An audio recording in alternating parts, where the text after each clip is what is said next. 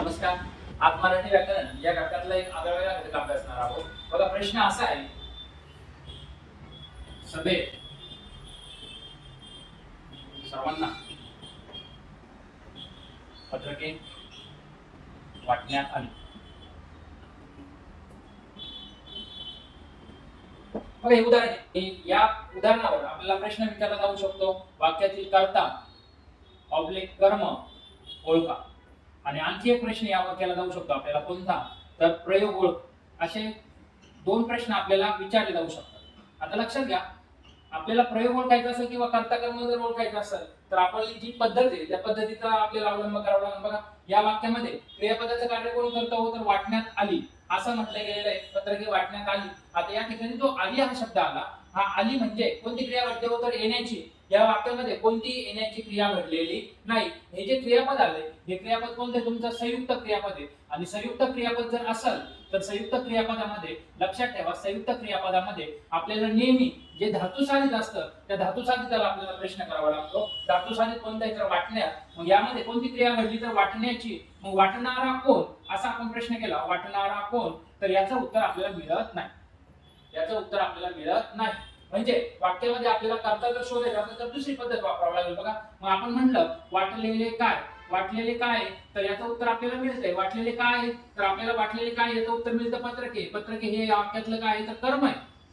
हे या वाक्यातलं काय आहे कर्म आहे. पण वाटणारा कोण वाक्यात आपल्याला कर्ता दिलेला नाही. परंतु जर आपण जर उदाहरण व्यवस्थितरित्या जर बघितलं तर सभेत सर्वांना पत्रके वाटण्यात आली असं म्हटलंय. म्हणजे वाटण्याची जी क्रिया आहे ती क्रिया कोणीतरी केलेली असेल. म्हणजे या वाक्यामध्ये जो कोणी कर्ता आहे हा कर्ता कसा आहे तुमचा मिस्टर इंडिया सारखा आहे. मिस्टर इंडिया सर्वांना माहिती आहे. अनिल कपूर, अनिल कपूर सर्वांना माहिती आहे. म्हणजे हा अनिल कपूर जो असतो तो कसा असतो तर ते घड्याळ असतं, त्या घड्याळामधलं एक बटन दाबलं तर तो लुप्त होतो. तसंच या वाक्यामधला कर्ता देखील तसाच आहे. या वाक्यामध्ये कर्ता आपल्याला डोळ्यांना दिसत नाही, तो आपल्याला दिलेला नाही. परंतु वाटण्याची क्रिया आहे. मग ही वाटण्याची जी क्रिया आहे ती कोणीतरी केलेलीच असणार आहे. तसे ही सभेत पत्रके वाटली जाईल का तर वाटण्याची जी क्रिया आहे कोणीतरी ती केलेली आहे. म्हणून हा जो कर्ता या वाक्यातला जो कर्ता आहे तो कर्ता आपल्याला काय करावा लागणार आहे, मानावा लागणार आहे. तो या वाक्यात दिलेला नाही. मग तो मानावा लागणार आहे, तो कोणता मानणार आहे तर सभा. सभा म्हणल्यानंतर कोणीतरी त्याचा आयोजक असणार आहे किंवा संयोजक असणार आहे. मग आपण म्हणूया संयोजक. मग संयोजक सभेत पत्रके वाटण्यात आले असं होईल का उदाहरण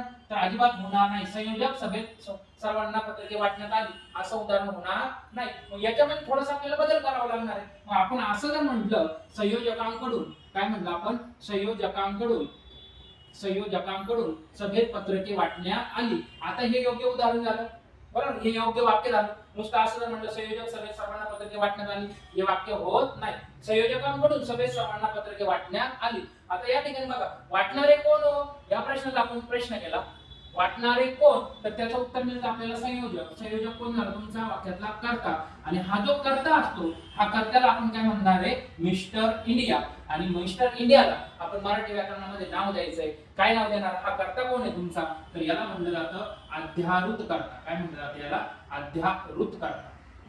आपल्याला पर्यायामध्ये दिलेला असेल, या वाक्यासाठीच पर्याय समजा घेतला आपण, हा शब्द दिलेला नाही आपल्याला वाक्यामध्ये, तर पर्याय काय असणार सभेत सर्वांना पत्रके. हे तीन पर्याय असतील. आता पत्रके तर हे तुमचं कर्म आहे.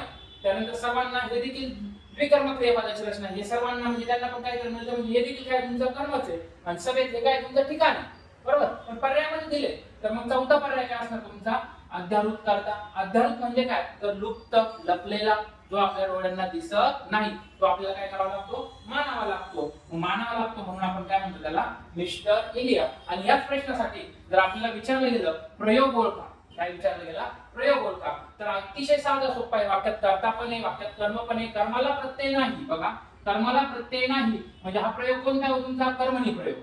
परंतु आपल्याला कर्ता करून बघावं लागेल. कर्ता जो आहे कर्त्याला प्रत्यय आला म्हणजे हा कर्तरी प्रयोग होणार नाही. प्रत्यय नसून या ठिकाणी कोण आहे तर अव्यय जोडून आलेला आहे. मग तुमच्या कर्त्याला जर अव्यय असेल किंवा प्रत्यय जर आलेला असेल तर तो कर्तरी प्रयोग होत नाही.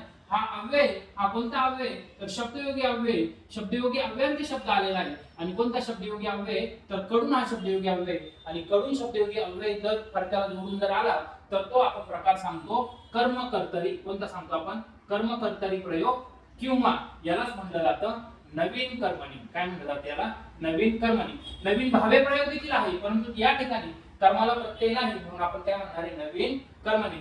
असाच एक दुसरा प्रश्न आहे, अतिशय साधा आणि सोपा, सेमच पद्धत असणार आहे. तो तुम्ही सोडवायचा आणि मला कमेंट मध्ये त्याचं उत्तर द्यायचंय. बघा,